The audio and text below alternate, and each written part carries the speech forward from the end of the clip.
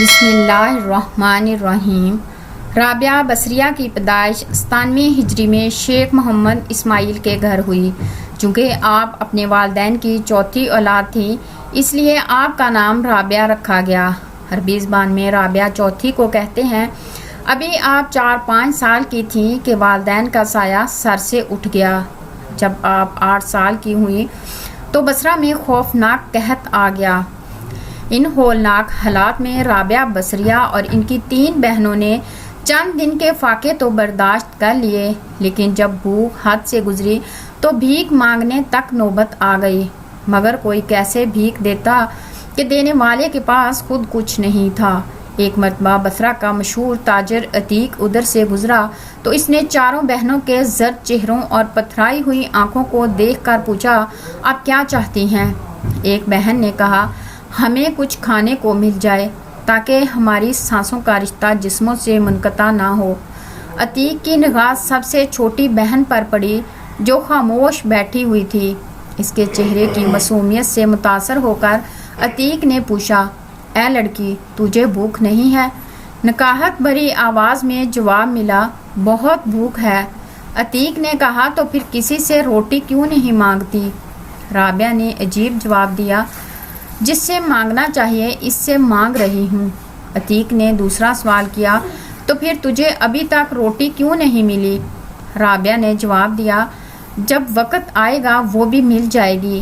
عتیق لڑکی کے دانشمندانہ جواب سے متاثر ہوا اور اس نے دل میں فیصلہ کیا کہ یہ 8 سال کی چھوٹی لڑکی اگر مجھے گھر کے کام کاج کے لیے باندی کے طور پر مل جائے تو سودا اچھا ہے۔ اس نے بڑی بہنوں سے کہا، میں تمہیں اتنے پیسے دیتا ہوں کہ قحط کے حالات میں تمہیں کسی اور کے سامنے ہاتھ پھیلانے کی ضرورت نہیں رہے گی، مگر شرط یہ ہے کہ چھوٹی بہن کو میرے ساتھ بھیج دو، یہ میری خدمت کیا کرے گی، اس کے کھانے پینے کی ذمہ داری میں خود پوری کروں گا۔ بہنوں نے ایک دوسرے سے آنکھوں میں سوال کیا کہ ایسا ہو جائے تو سب کی عزت و آبرو اور جان محفوظ ہو جائے گی۔ بے سہارا نوجوان لڑکیوں کو غیر مردوں کے سامنے ہاتھ پھیلانے کی ذلت نہیں اٹھانی پڑے گی۔ رابعہ بھی قربانی دینے کے لیے تیار ہو گئی۔ عتیق نے دینار سے بھری ایک تھیلی بڑی بہنوں کے حوالے کی اور رابعہ کو ساتھ لے کر اپنے گھر آ گیا۔ معصوم بچی اپنے کارواں سے بچھڑ کر ایک صاحب ثروت انسان کی کنیز بن گئی۔ رابعہ نوعمر ہونے کے باوجود انتہائی مشقت اور ذمہ داری کے ساتھ اپنا کام پورا کرتی اور مالک کو کسی قسم کی شکایت کا موقع نہ دیتی۔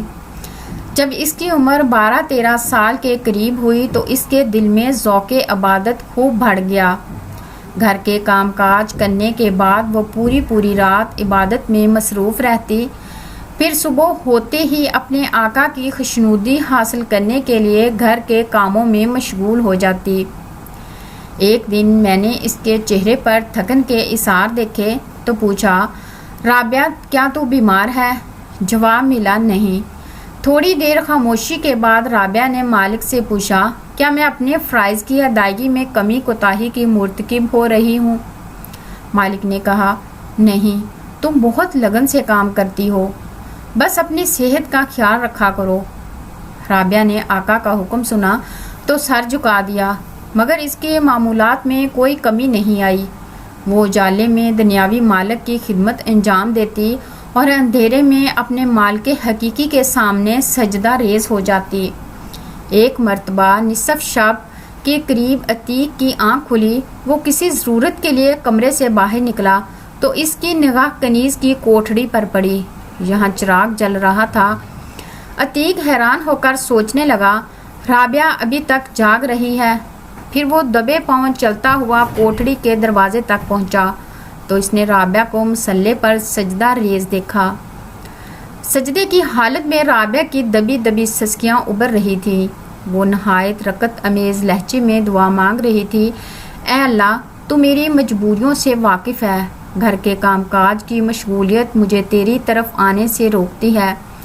تیرا منادی مجھے تیری عبادت کے لیے پکارتا ہے، مگر میں جب تیری بارگاہ میں حاضر ہوتی ہوں نمازوں کا وقت گزر چکا ہوتا ہے۔ اے اللہ میری معذرت قبول فرما لے اور میرے گناہوں کو معاف فرما دے۔ مالک نے رابعہ کی گریہ زاری سنی تو خوف خدا سے کانپنے لگا، الٹے قدموں واپس چلا گیا اور رات کا باقی حصہ جاگ کر گزار دیا۔ پھر صبح ہوتے ہی رابعہ کی کوٹڑی میں پہنچا اور کہنے لگا، رابعہ آج سے تم آزاد ہو، جہاں چاہو چلی جا۔ رابعہ حیران رہ گئی اور اس کے منہ سے بے ساختہ یہ الفاظ نکلے، میں آپ کی دی ہوئی قیمت ادا نہیں کر سکتی۔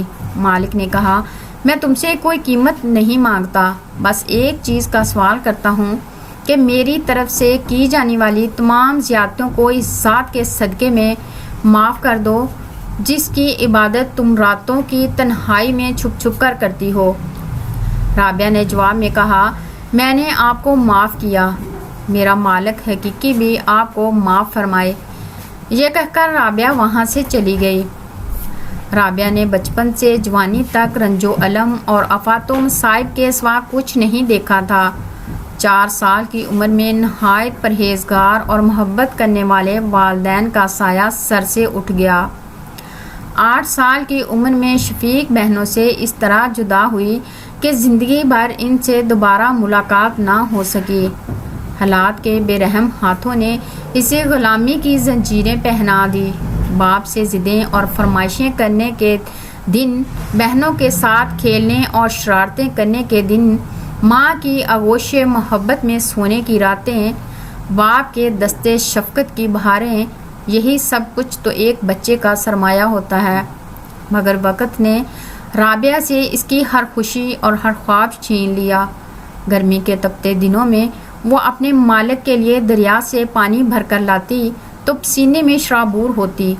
کبھی سردیوں کی طویل یک بستہ راتوں میں وہ اپنے مالک کے سامنے دست بستہ کھڑی رہتی۔ اولیاء کرام جو ریاضتیں جوانی کے عالم میں اپنی خوشی اور رغبت سے کرتے ہیں، وہی ریاضتیں رابعہ نے اپنے لڑکپن میں جبر و ستم کی زنجیروں میں جکڑے ہونے کے باوجود کی۔ محنت و مشقت کی چکی پیسی تو اس دنیا میں چاہے نہ چاہے ہر ایک کو پیسنی ہی پڑتی ہے۔ نبی علیہ السلام کی مبارک زندگی پر نظر ڈالیے، چاروں طرف سے سنگین ہلاک کے تھپیڑے لگتے نظر آئیں گے۔ اللہ کا بھید اللہ ہی جانے، جو جتنا اس سے قریب وہ اتنا ہی مشکلات سے دوچار۔ جن کو شاہ کونین بتایا گیا، ظاہر میں ان کو یتیمی کا غم اٹھانا پڑا۔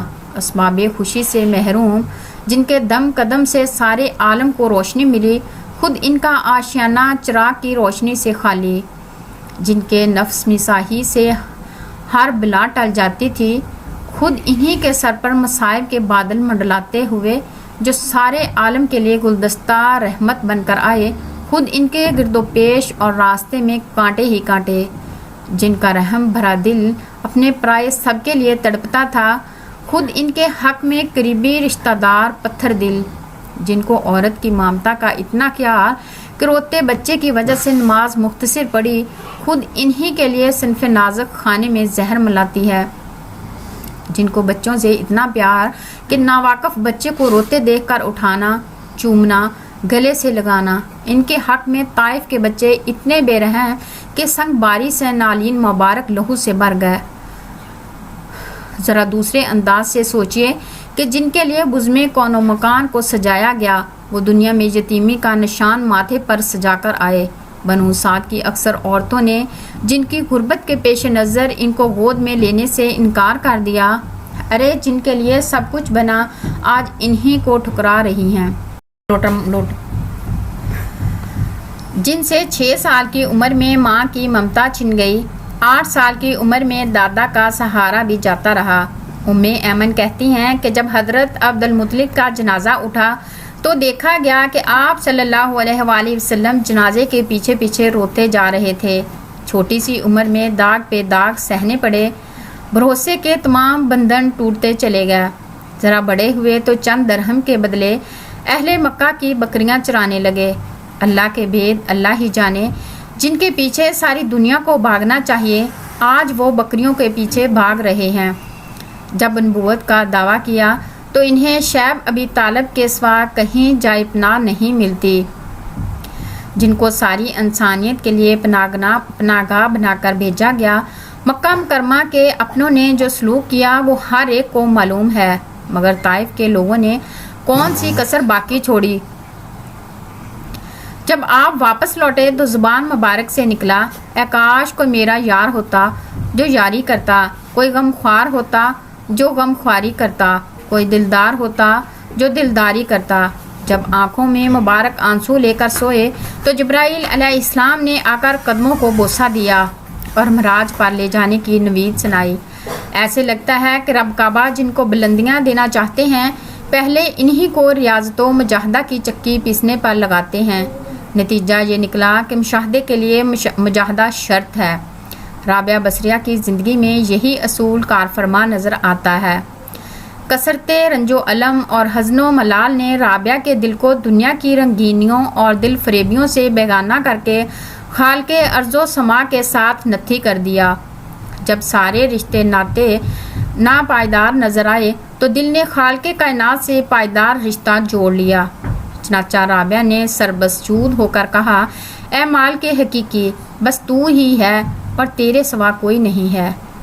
محقق عبدالرزاق پاشا کہتے ہیں، رابعہ بصریہ کی زندگی میں حزن و علم کے جو گہرے نقوش پائے جاتے ہیں، اگر انہیں غور سے دیکھا جائے تو یہ حقیقت منکشف ہو گئی کہ یہ تمام تر اسی محبت کا نتیجہ ہے جو رابعہ بصریہ کو اللہ رب العزت کے ساتھ تھی۔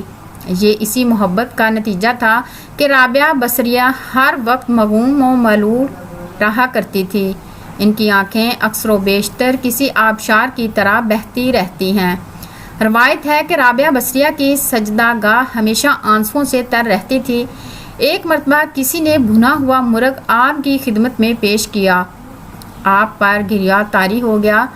جب خوب روئیں تو ہدیہ پیش کرنے والے نے پوچھا، آخر رونے کی کیا وجہ ہے؟